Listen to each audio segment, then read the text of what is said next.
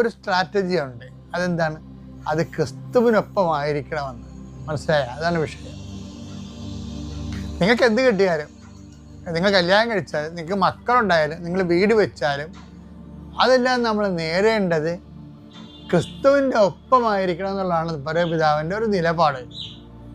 അപ്പോൾ അതിപ്പോൾ നമ്മളെന്താണ് ഇതൊക്കെ ഈ വീട്, ജോലി, വിവാഹം, വിസ പുതുക്കൽ, ഇങ്ങനെയുള്ള ഭൗതികമായ നിലനിൽപ്പിൻ്റെ ആസ്പദങ്ങളെ നമ്മൾ ദൈവത്തോട് ചോദിക്കുമ്പോൾ അതായിട്ട് ചോദിക്കരുത്. പിന്നെന്ത് ചെയ്യണം? ക്രിസ്തുവിൻ്റെ കൂടെ ചോദിക്കണം. ഫ്രീഡിയ, പരമപിതാവേ, ക്രിസ്തുവിൽ ജീവിക്കാൻ എന്നെ സഹായിക്കണമേ. പരമപിതാവേ, ക്രിസ്തുവിൽ വളരാൻ എന്നെ സഹായിക്കണമേ. പരമപിതാവേ, ക്രിസ്തുവിൻ്റെ നാമത്തിൽ സാക്ഷ്യം വഹിക്കാൻ എന്നെ സഹായിക്കണമേ. അങ്ങനെ ചോദിക്കുമ്പോൾ അതിൻ്റെ ഗുണം അറിയാവോ? അതാണ് ഈശോ പറഞ്ഞത്, എന്നോട് കൂടെ